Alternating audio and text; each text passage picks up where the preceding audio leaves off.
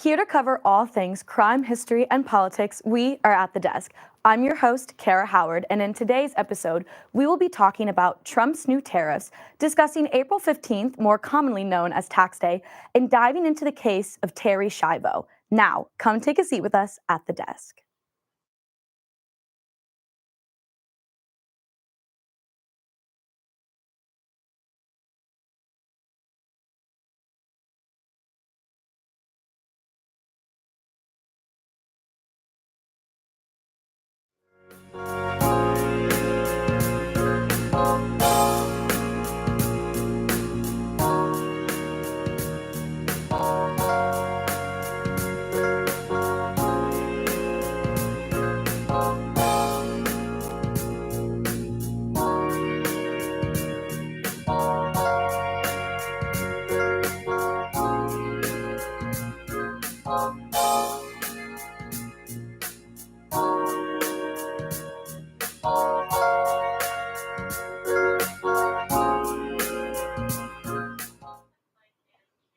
Welcome back to ATD. First, it's time to send it over to the politics panel to discuss the imposition of Trump's new tariffs. Over to you, Ryan. Thank you, Kara. Tonight, the panelists are back talking Trump and tariffs. But first, Cory Booker spoke on the Senate floor for 25 hours and 7 minutes in protest of the Trump administration. The speech broke Storm Thurmond's famous 24-hour and 18-minute-long filibuster of the Civil Rights Act of 1957. Booker's speech was over 1,100 pages of material from his staffers and constituents in New Jersey. So it was a very long one. He didn't drink a lot of water, Yaya, but he did make a point. I first want to talk about the record that he broke. I think that is so, there's a kind of poetic justice in it, in that you have a Black senator breaking the record of somebody filibustering the Civil Rights Act, which, I don't know, it's very sweet to me. I love it. It leaves a nice taste in my mouth. This was so interesting to see in real time, because I know a lot of Democrats have been very agitated ever since Trump has been in office, and they've been calling for the Democratic Party to grow a spine, grow some teeth, bite back a little bit. And so I think that this was Booker's way of biting back. There was some criticism of his speech being performative. It wasn't an actual filibuster. There wasn't anything really going on. He was kind of just talking. But I think that's kind of the point. You kind of need performance sometimes, especially in politics. And I'll say especially in American politics. The act of performing can sometimes be an act of resistance, I think. So I really appreciated the fact that he had, letters from his constituents, and it seemed like he was giving a voice to people who have been very scared for their future since this administration has started doing whatever it is that they're doing. But I don't know if this is going to give the Democratic Party the momentum that they need, because they've been very docile, I feel like, since November, I'll say. But it was a nice moment, I think. It was a nice unifying moment for the Democratic Party. It also answered a lot of questions too, Ryan, especially with Chuck Schumer's leadership. Yeah, well, I think it was pretty cool of him to do that. I don't know how he did it all without going to the bathroom or scrolling on Instagram Reels or anything, but he got away with it. He talked a lot about causing good trouble, which is what he was doing there. Not causing a ruckus, but getting attention while also promoting a message at the same time. John Lewis. Yep, John Lewis. Long term, it's sort of a blip in what's coming, but I think it's kind of refreshing to see someone actually do something that isn't color coordinating or holding up powders or something in a way of protest and pushback against this administration. Like I said, it was just refreshing. Any comment? Well, I do have some comments. So I want to look back to the point that it was performative, because that is exactly what I saw in the 2024 campaign with the Democrats, and now I'm seeing it again. So I'm not sure exactly what Senator Booker thinks is going to happen with this, because he kind of just went up there. He said the same thing over and over. It's very repetitive. Obviously, it was 25 hours long. He repeated himself several times. So I'm not exactly sure what the point was or what this is going to do, because, again, it was not an actual filibuster. It had no actual meaning to it. It was almost like Trump's Gulf of America. It was just a gesture for something. So I don't really see the long-term gain in this. I don't see why he did it. I mean, I respect the grind a little bit, I guess, not drinking water and not going to the bathroom and all, whatever else would happen there. But it was just the 2024 campaign. All wine, no bottom line. I don't see what was supposed to happen here with this. Well, tell me first before you go. I think it's good that the record was broken. Yeah, and I think it's necessary. I think it's a symbolic act. you know, like you said, okay, maybe there was some repeating and what is the purpose? It's performative. But at the end of the day, it's a symbolic act. He's standing up there and he's trying to give a voice to the Democratic Party. And kind of like you were saying, I think you kind of saw it boost morale of the Democratic Party and kind of get them into gear a bit more. And I think that was maybe the point of it. Like, yes, obviously he wants to talk about things that he takes issues with and the ideas that he has and the concerns that he has. And that's, you know, all part of it. But I think the bigger picture here is he did this to symbolize maybe hope for the Democratic Party. But I also wonder in the sense of how does this play into where he's trying to head next? Because now there's speculations of, oh, maybe a run for president in 2028, or he has to get reelected in relatively soon for his Senate seat. So I think not only was he trying to maybe send a message now, but he's also looking to his future and where can he go from here? And obviously this made a name for him. A lot more people know about him now than they probably did before. And Ryan, if I may, I want to go back to Jackson's point, because, you know, talking about performative and just putting on an act and putting on a show, I kind of hate that all wine, no bottom line is a bar. I kind of hate that. I love that you said that. But I kind of agree with you in the sense that I'm really hoping, or I'll be sorely disappointed if nothing happens after this. You know, like Cory Booker has now, I guess, projected himself on this new trajectory where people are going to be more aware of him. He's going to become a bigger name in the Democratic Party, which he's always been with people who like pay attention to politics. He's always been a name that you've seen. Yeah, he had a very short campaign. He's also a very impactful mayor. He was big on civil rights. Yeah, exactly. So I really do think that there is a possibility that this is just going to fizzle out with the way things are looking. So I think Jackson is like right on the money there with like, it's very possible that nothing's going to come out of this. But I'm hoping something's going to happen. I'm hoping there's going to be some bite, but also, you know, like Democrats don't have the majority in the House. Like all they have really is like the courts. So, well, Democrats need to figure out if they want to go with the Cory Booker route, or they want to go with Bernie and AOC in this fight, the oligarchy tour they're going on. Like, which direction? Who do they want to unify around? Because obviously the election is going to come sooner than we think, and they need to figure out, you know, who's going to go up and face JD Vance or face Trump in a nightmare scenario for them if he somehow overturns the Constitution, which isn't going to happen. But who will face JD Vance in 2028? Yeah, who will face JD Vance in 2028? They need to find that person. See, you've got all your chips in for JD Vance. Right now, I think he's easy favorite for the Republican side, but I don't know who the easy favorite is for the Democrat side. So that's my concern on their part. I think maybe Rubio can step up. I think that's a possibility, especially if he continues to get frustrated. I don't even think he makes it another year. You don't think so? That's what I'm saying. No, I think it's going to be one of the first major ones to get the. I agree with that, but I also think that he might make a run in spite of Trump. Well, and I also think there's a lot of time to see how things play out, and there's going to be a lot more people that are going to try to make plays like what we've seen to make a name for themselves in the public. Yes, absolutely. We'll see. All right. Well. Check my watch. Tariffs. It's time for tariffs. We're at 145%, which did I get that correct? Yes. I requested my laptop because it changes every 20 minutes. I was looking at an article 26 minutes ago was updated. So very messy situation, obviously, with the tariffs. A lot going on here. Not sure if we've lost Canada or not. We had iPhones in the mix of tariffs. Someone break this down. What is going on? No one knows. I think that's the only real answer is no one really knows what's happening. It's constantly putting up tariffs, walking back tariffs, putting them back up, walking them back on certain things, making deals, and making the deals. And you know, he's projecting himself as the winner in every single choice he makes here, because obviously it's part of the art of the deal that he so loves.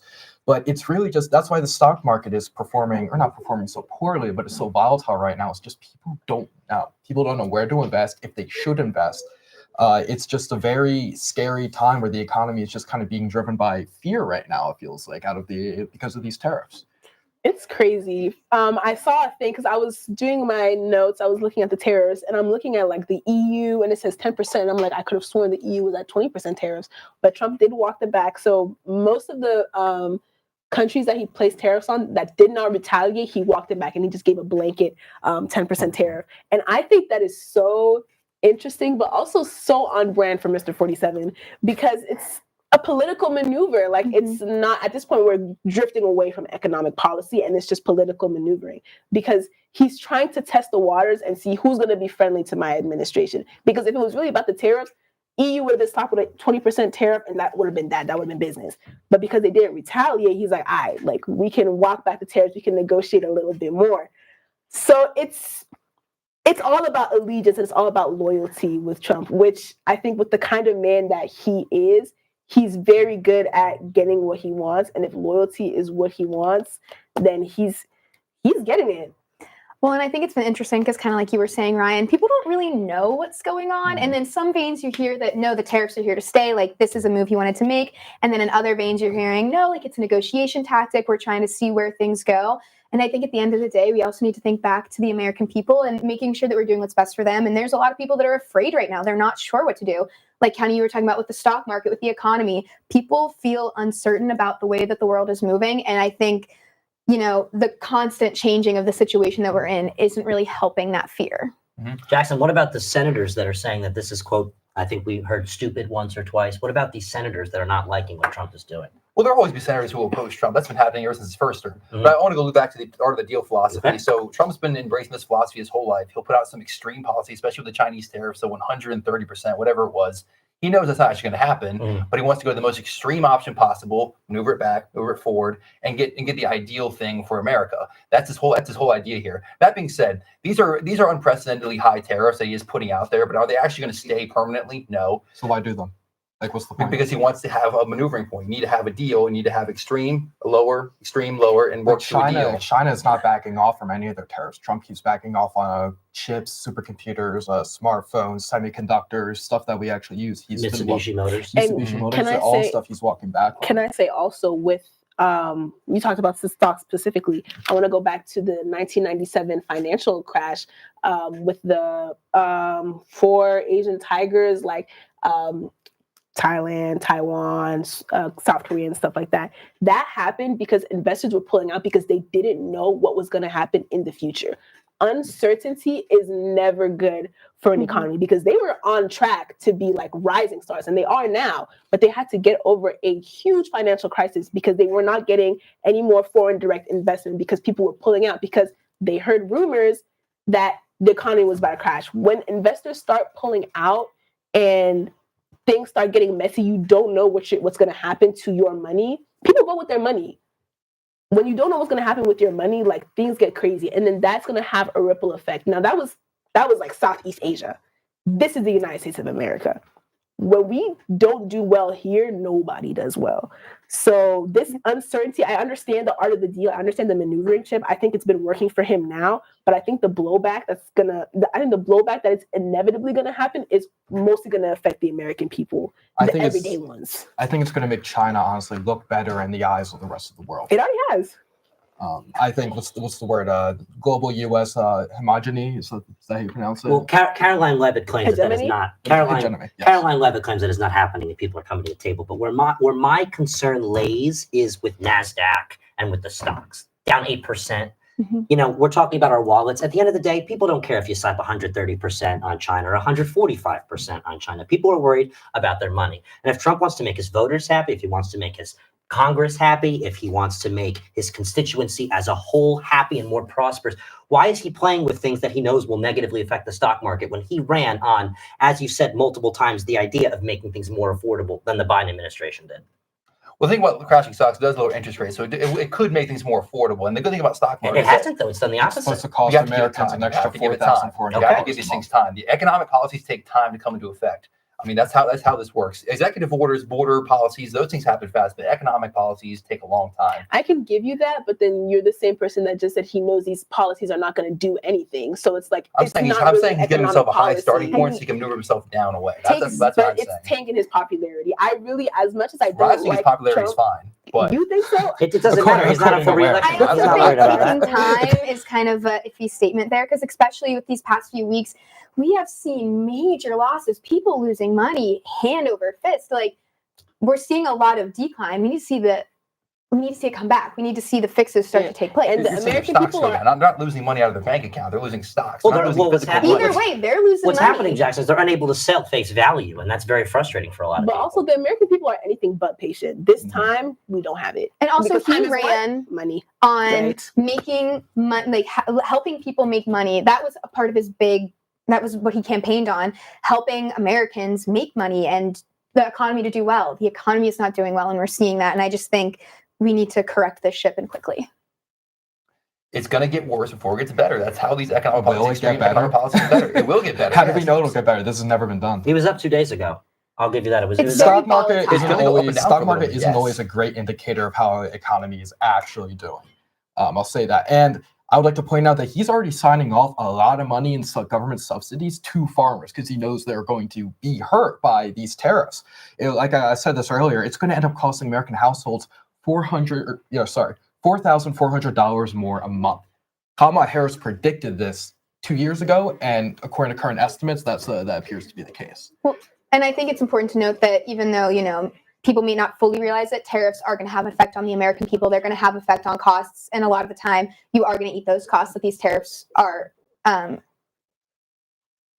Because we I front lost the it. cost. I'm The sorry. consumers front the Yeah, cost of the tariff. Thank you. Because the company's paying the tariff, and then they're going to add that to So- the price of the product. At the end of the day, they are going to affect Americans' money. And But I want to give Mr. 47 the benefit of the doubt. Like, I want to believe things will get worse before they get better. America has pulled out of a Great Depression before. We had the 2008 recession. Things were pretty okay after. yeah, So maybe this just has to be like what comes after rock bottom. This is where we're at right now. Well- And then there's only up from there, I guess. But I'm not confident. I don't think that this is even something to be playing with. He's like playing with fire. What about these islands that no one lives on with the penguins? Yeah, you the see Penguin that? Islands, Yeah. he put a 10% on them, right? Mhm. Yeah. Again, that was just a gesture. but Yeah, that was what Caroline Levitt says. Was There's people, nothing coming out of it. Yeah. It doesn't really affect anything. Right. It's just a gesture by Trump. well, they were trying to avoid tax hikes. well, Yes. and recently Trump tweeted to reassure investors, be cool, everything is going to work out well. And honestly, the one thing I will say kind of in regards to that is, yes, this is a very maybe unsettling time for investors and Americans, but we've learned a lot from the past in situations like this. The last thing we want to do is act irrationally and have an entire market crash. So ideally, people keep their heads and we keep chugging forward, and hopefully, like you were saying, we start to see that improvement come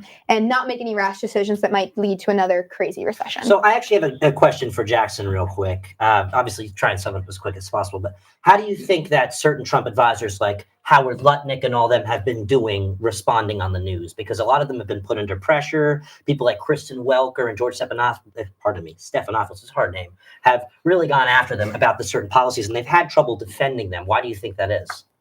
Well, I think that Howard Lutnick is not the greatest media personality. I think I agree. the guy's a little bit strange on air, or strange in front of a camera, strange on stage, pretty much everywhere.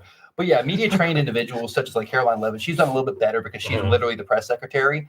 But yeah, I don't think that it's always a good reflection to see how well someone responds to the media, how the policies are working. But yeah, of course, left wing, media sources, they're going to challenge the Trump administration. They did it the first time, they'll do it again. Mhm. Yeah, I would criticize Lutnick's the way he's responded to a few things, just because I don't think he's a super charismatic guy in pressure situations. But yeah, I would say that I'm not too concerned about how he looks on air. I'm more concerned about how the policies end up working after the 4 years. Well, he's starting to slowly fall out of Trump world. Final thoughts on the whole tariff situation? Yeah. God bless America. Okay. Terrific, Ryan. Terrific. Okay. Well, with that being said, that's all we have for this week here on the Politics Panel. Over to you, Kara. Thank you so much, Ryan. Now we're going to look over at the history of tax day. So over to you, Brandon.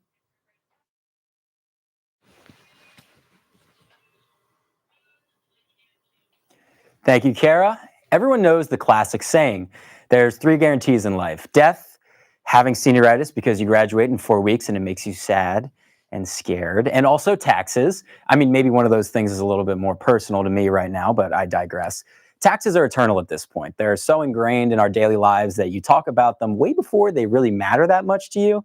As a Delaware vacationer, I remember from the time of being a teenage boy at the beach telling my friends, we should buy more stuff while we're here. There's no sales tax. So, I was 13, I didn't have a job. I certainly wasn't thinking about tax returns and W-2s, but I knew about that tax. Now, at the age of 21, I'm thinking about them a lot more. And with today being everyone's favorite holiday, Tax Day, we here at the desk wanted to share a little history of this rambunctious day of refunds.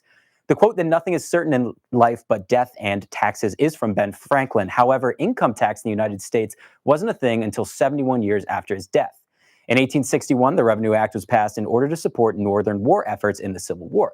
Of course, the tax wasn't very popular and was a big reason why support for the war declined between 61 and 63 until the North began to secure more victories and took the upper hand. After the war's ending, the tax was repealed in 1871, and there was no federal income tax for 40 years.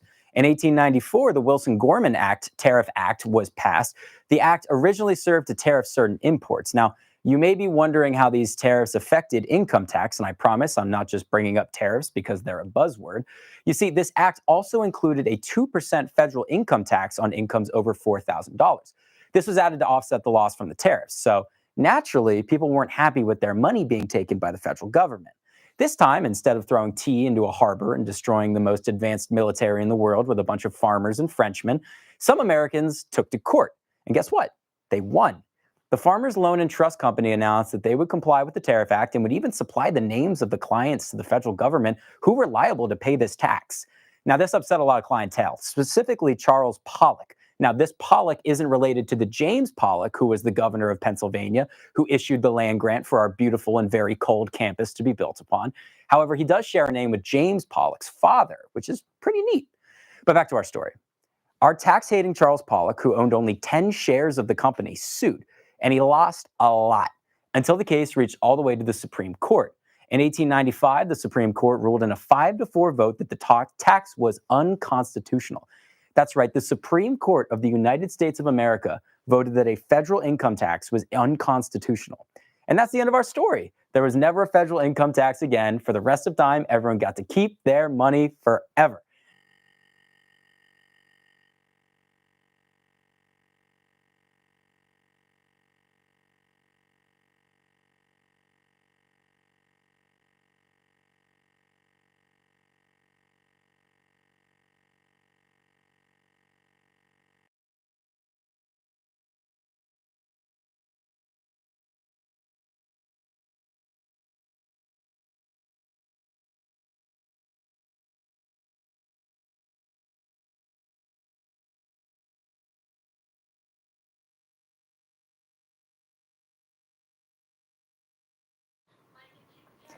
Thanks, Brandon. Now it's time to send it over to the crime panel to discuss Terri Schiavo. Over to you, Sophia. Thanks, Kara. Tonight we will be discussing the story of Terri Schiavo, a woman whose complex case attracted widespread media attention, shedding light on important issues such as the right to die and medical intervention. After suffering from a cardiac arrest in 1990, Schiavo was left in a persistent vegetative state and dependent on a feeding tube for survival. After years of no improvement, her husband argued that her feeding tube should be removed because she would not have wanted to live under these conditions, while her parents believed she would eventually be able to recover. This disagreement led to a series of legal battles that captivated the nation. So Eva, would you like to start us off? Alrighty, guys. So I think we have a pretty great opening statement. So let's get into it. Okay. No, it doesn't. This case is not about medicine or law. It is about honoring the wishes of a woman who could no longer speak for herself. Terri Schiavo suffered cardiac arrest and was left in a vegetative state. She was in this state for 15 years with no awareness of herself or the world around her. There was no hope of recovery. Multiple doctors confirmed that her condition was irreversible. Her spouse, Michael Schiavo, who knew her the best and was her legal guardian, said that Terri once said she would never want to be kept alive by artificial means. He was honoring her voice and memory. To force someone to remain on life support against their known wishes when there is no quality of life and no path to recovery is not compassion. It's cruelty. Okay, so Megan, now do you want to discuss your thoughts about pro-life support and kind of a contrasting perspective? Absolutely. Okay, ladies, let me paint a picture for you. An expecting mother finds out that her child will be born with a life-altering disability like a congenital heart defect. Now, for those who don't know what goes into a defect like that, it can develop into congenital heart disease, which means years of doctor's visits, surgeries, and in extreme case scenarios, a heart transplant or early death. But you also may be thinking, what does this have to do with Terri Schiavo? A woman who went into cardiac arrest at the young age of 26 and was miraculously, and I don't use that word lightly, miraculously resuscitated. The similarity between these two cases or scenarios is the extent of a mother and family's love and fight for their child. A life-altering disability will effectively rule a person's life, but it will never dictate the level a person's joy or the level of joy a person can experience while still living with a disability. Everyone here has their own opinions on this case, whether they would want to be on life support or not if they were in this situation. But we are also all able-bodied people who can never understand what it's like until it happens to us. Who are we to say what she wanted without a living will or ruling to be her voice? We witness a case that snowballs into painting both Michael Schiavo and the Schindler family as the enemy in opposite ways. But 20 years after her death, why are we still talking about her? Because this case was highly politicized, and instead of staying between the family of Terry and medical professionals, it became a media frenzy for those on both sides. In this debate, my partner and I are not here to claim the side of the media, the government, or even the Schindler family. We are here to defend those on life support and show that a family can still love and care for somebody in Terry's position without having to pull the plug. Thank you, Sylvia. Okay. All right. So the first thing I think is like super important to bring up is respect for patient autonomy. Terry should be allowed to choose her own end-of-life care, and her wishes should be respected from before the accident. Now, her husband, as well as friends, so not just her husband, testified that Terry expressed not wanting to live in a vegetative state before the accident. Once she was in that state, she lost all ability to think and make decisions. So we should go based on what she meant when she was able to fully think and make decisions. I want to rebut that. How, besides his word, how do we fully prove that that's what she actually said? Because there's no written documents, there's no nothing. We know he was in another relationship with another woman when she was in a vegetative state. So he could have just been saying that maybe to get it off his hands or whatnot. We have no clear information that that's what she wanted. Absolutely. But we also have no clear information that she wanted to be kept in the state. Well, so I think the so why word kill her and not give her the chance? Because we can't give her the chance. She's not living a full life. So you're going to argue that the people that have disabilities that are in a wheelchair and are in a vegetative state should die because they're not living a full life? I think it is very case dependent. However, I think people with a disability is a crazy term to throw out because having a disability is very different than being in a vegetative state. Having disability can be being in a wheelchair, you know what I'm saying? I'm not going to get all into those, whatever. But her case was very different. And on top of that, another big point we'll bring up is she was in the state for 15 years. This had been going on for so long. So many doctors tried therapy. So many people tried to bring her back to a state of awareness. She was half blind. She was half her body weight. She was not in a healthy place to keep going. And I think if there was any sign of any sort of life in there, that there could have totally been a different discussion at hand. But the end of the day, there just wasn't, and that just wasn't and Eva, I want to touch on that like neurologists came in and said her brain damage was irreversible. So no matter like the high hopes and intentions of her families wanting her to get better, there was no chance. I want to bring that back because in recent studies, neurologists have actually found that 20% of the patients have shown signs of awareness. So how do we know that she didn't have awareness? Genuinely, how do they know? They don't. She's in a vegetative state. That's all you're arguing. And that's something you can only find post-mortem, really. Yeah. I mean, in their autopsies, obviously they were be able to get all the answers that they were suspecting while she was still alive. But like I said, that's post-mortem. Right. You know? Yes, in the autopsy, they did see that she was severely brain damaged and there kind of was no sign of life. And I understand that. I do get you can't fully know. But I think at the end of the day, I know it's kind of opinion based. No one wants to go on like this. But at the end of the day, it was up to her husband's decision. I think the reason that this case was dragged out for so long is just ridiculous. But it also shouldn't have been the husband's decision. I agree. The husband was not in her life long enough to know her values the same way that her family did. She was raised a very devout Catholic. And if you have any knowledge on the Catholic Church, they are very against euthanasia. I put that in quotations because euthanasia did not happen in her case. But the removal of her feeding tube and her having to go days, leading up to her death, just starving and dying of dehydration, that's what sounds good to you?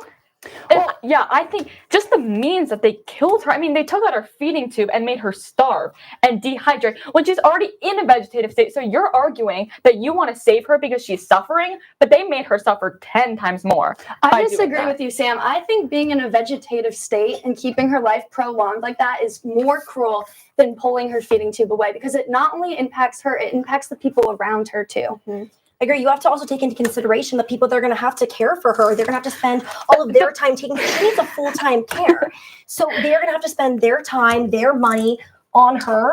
And that impacts so many other lives than just hers. But the family said they were willing They were do that. funneling money into that. more Didn't than Michael willing to. Shivo actually attend school so he could take care of his wife in these And the conditions? brother- Well, that's curious the brother- that he went to attend school to take care of her, but he wanted to. And the brother Well, continued. Well, that's also where he met his other woman. Other woman. Well, Her brother continues to fight for those people's rights. They're continuing to fight. If they really didn't want anything to do with her, they would have said pull the plug. Yeah. But they didn't, because they wanted to save her. They wanted to take care of her. They said they loved her more than anything. Imagine if one of your loved ones was in that state. You wanted them to keep going. You wanted to take care of them, and some court and some random husband decided that.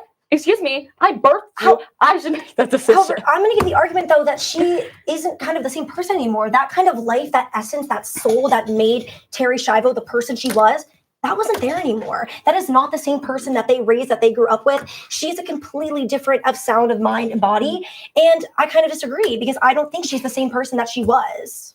Well, obviously.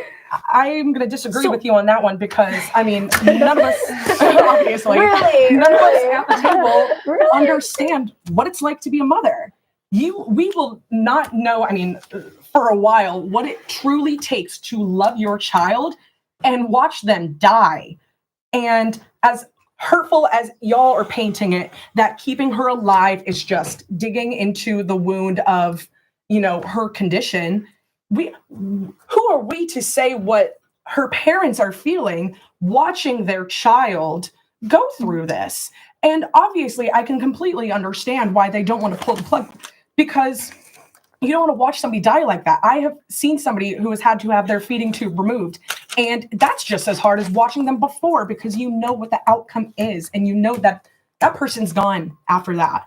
And I am not here to be a grief counselor, but I've never been able to understand that position. Therefore, who am I to say, pull the plug? Who am I to say what you do with your child's life? Why not look at it glass half full, especially with medical technology getting better and better as the years goes on? This happened in, 90s, 2000s. Look at where we're at now. You're telling me that there wasn't a fighting chance after a few years? What I'm going to say to that, though, is I think that's a little selfish. Mic drop. No, I think I'm it's giving you the mic so I'm- you can speak okay, it. Yeah, go. So what I think is, I think a little bit selfish of the parents, because they're going, what we want. We want to see our daughter. We want to take care of her. We want to lay her. But they don't realize how badly she is most likely suffering in that vegetative state. They don't know. They have never been in a vegetative state. None of us at this table have. So they're sitting there like, we want to keep her. We want to take care of her. And yes, that's beautiful. That is their kid. I get that.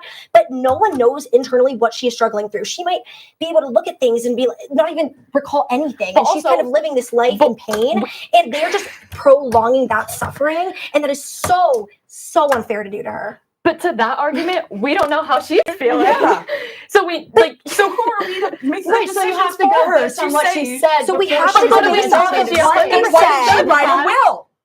Why didn't she? Because everyone has to write a will. That's like part of Do you have a will? Like, not yet, because I guess she Okay, was she younger. was 26. But She was just a few years older than us, and we don't have wills right now. If I were to go into the same But if thing, I had a I'm still disability, speaking. But if I had a disability, like you said, she grew up having, then yes, I probably would write a will. But for the most part, I'm a young, healthy, 20-year-old person living. So yes, I do not have one. But if I was under her conditions, going into heart, cardiac, or all the heart issues she So had, she just knew maybe that I this would was write going to it. happen? She didn't know it was going to happen, but knowing her prolonged illnesses and things that she's had happen in the past, she kind of knew that would make sense. But in that way, somebody going through no, but Somebody loves something, it. a big part of this case, I will say, is what led to cardiac arrest. Okay. She was suffering from an eating disorder, and the science behind eating disorders, when you're suffering from one, it weakens your heart. And I have another similar case here with Karen Ann Quinlan years before Terry Schiavo's case. When she was 21, Quinlan became unconscious after she consumed Valium along with alcohol while on a crash diet and lapsed into a coma, followed by a persistent vegetative state. Now, the only difference is, in this case, everybody's flopped. The parents wanted to pull the plug while her, significant other didn't want to. So now we can understand why the government thought they were trying to interfere with this one and the media thought they were trying to interfere, because we've seen multiple right of death cases where everything is just flipped and flopped. And so now we're like, okay, well, the husband should have a say in what this is, but what if the husband has a case that you disagree with? What if the parents have a case you disagree with, like in Terry Schiavo's case? You can never predict that this is going to happen to you until it does. And so I can understand why she didn't have a will written yet, but we can't expect to just stay on her word, because I could say something to you right now, and in 3 minutes, my mind could be different. And we can't, I don't trust people, and I don't really trust the husband. I mean, personally, my parents. Now we're going off the claims of like, oh, I don't trust the husband. I don't think he's a good person. Yeah, but we're going off the claims that he said that she didn't want to live in that state. And other friends. So this is a lot of other sources, and that's the most we have to go off of. So I think those wishes should be honored. Family? Right, and also, Megan, like, if you change your mind that fast, like, that's you. Maybe she didn't. Yeah, and okay. And that's my theory, Savannah, yeah. But she was someone, I think, who kind of, I'm going to go at the angle from this. I think she was someone, as you said, she had an eating disorder. She grew up not maybe the healthiest as all of us sitting here at the table. So I think she is someone who kind of, in the back of her head, knew that like her life was going to be easy. Obviously, she didn't know she was going to go into a vegetative state and suffer cardiac arrest. But I think kind of in the back of your head, you kind of know you've been suffering. You've been through a lot. And I think she's kind of realized, like, I don't want any more suffering from here on out. And I get, we can know for sure, and we are going off of claims, but it does make the most logical sense that she wouldn't want to go on this way. I've seen people all over TikTok, different things, who have suffered with liver failure and suffered with different things. And they said, you know what, at every point, like if it got that bad, I just wanted it to be over. And that is kind of the case for a lot of people who are terminally ill or have very scary illnesses. They kind of just want to end their suffering. And it's one thing when you're in a state where there could be rehabilitation, you could see a path to recovery. But unfortunately for her, there wasn't. It had gone on for so many years, 15 years. And I think at the end of the day with that, that's just kind of where she was at. And one other quick little thing I want to say, I think at the end of the day, this is kind of my opinion on it. I think it needs to be up to the person. We're talking so much of the husband, the parents, the family. I will agree with you Terry on this Schiavo's one. life. Yes, it is Terry Schiavo's life. And that's where I came in with saying we are in no way supporting the media blowing this case up, because it did a terrible disservice to everybody involved, not just the husband or the family, but this case was put on a pedestal when it shouldn't have been. And this should have been, like I said in my opening statement, something that stayed between the family or the friends and family and people closest. I completely agree with that. And the government just decided to take over. It should not have been blown into what it was. Yeah, how could like a court case really decide someone's fate in one particular situation? Sorry, I don't want to cut you guys off, but I want to give you guys time to give your closing statements. All right, you can go first. Okay, so keeping Terry on life support would not have saved her. It would have just prolonged her suffering. The greatest act of love is not always holding on, but knowing when to let go. She wasn't living. She was literally just surviving. But her mind, her spirit, and the essence of who she was as a person was long gone. This case is about letting go when life, in any meaningful sense of the word, is already gone. That was good. You will never really be able to decide an opinion on this case. I mean, coming from us and coming from you, until you're really in that situation. I hate to have to say this, but someone really, really close to me is currently struggling in a vegetative state similar to this one. And I have seen his parents continue to fight for him day after day after day after day. And none of us can put ourselves in these shoes. And I know he is still there, and they know he is still there. And we did not really know what she was feeling and what was going on in her mind. And again, you will never be able to decide. And the government and the media involvement pointed this case in such a wrong way that, in my opinion, it should truly, truly be up to the person and the family. And we will never know. And the media should never have a say on somebody's life like this.